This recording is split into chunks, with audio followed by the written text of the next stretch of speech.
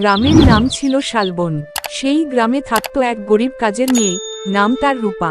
ছোটবেলায় বাবা মারা যাওয়ার পর মাকে নিয়ে মানুষের বাড়িতে কাজ করেই তার দিন চলত। রূপা ছিল খুব হাসি খুশি, কিন্তু তার ভাগ্য যেন সবসময় উল্টো পথে হাঁটত। একদিন সকালে রূপা গেল জমিদার বাড়িতে কাজ করতে। বাড়ির গিন্নি খুব রাগী মহিলা। তিনি বললেন, রূপা, সাবধানে বাসন মাজবি, একটা ভাঙলেও আজ ভাত পাবি না। রূপা মাথা নেড়ে কাজে লেগে গেল, কিন্তু দুর্ভাগ্য দেখো, হাত ফসকে একটা বড় থালা ধপাস করে পড়ে ভেঙে গেল।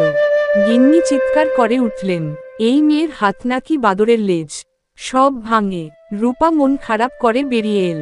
পথে হাঁটতে হাঁটতে ভাবল, আজ বুঝি না খেয়েই থাকতে হবে। ঠিক তখন রাস্তার পাশে একটা লোক কলার খোসা ফেলল। রূপা সেটা দেখতে না পেয়ে পিছলে ধপাস করে কাদার মধ্যে পড়ল। আশেপাশের ছেলেপুলেরা হেসে গড়াগড়ি খেতে লাগল। একজন বলল, রূপা দি, তুমি তো হাঁটতে না উড়তে গিয়েছিলে। কাদা মাখা জামা পরে সে বাড়ি ফিরল। মা বললেন, কি অবস্থা তোর? রূপা দীর্ঘশ্বাস ফেলে বলল, আমার কপালটাই কাদামা। পরদিন আবার সে নতুন কাজ পেল শহরের এক ধনী বাড়িতে।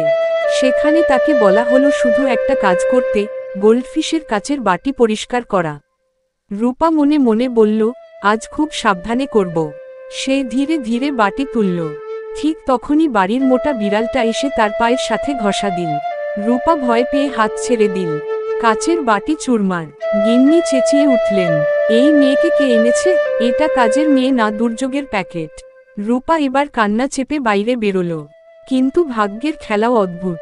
বাইরে এসে দেখে, রাস্তার পাশে একটা লটারির টিকিট উড়ে এসে তার পায়ের কাছে পড়েছে। সে কৌতূহল করে টিকিটটা তুলে নিল।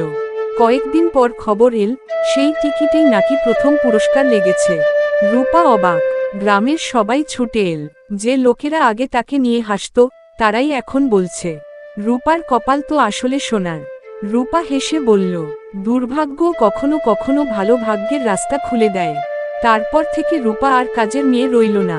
নিজের ছোট দোকান খুলে মাকে নিয়ে সুখে শান্তিতে থাকতে লাগলো।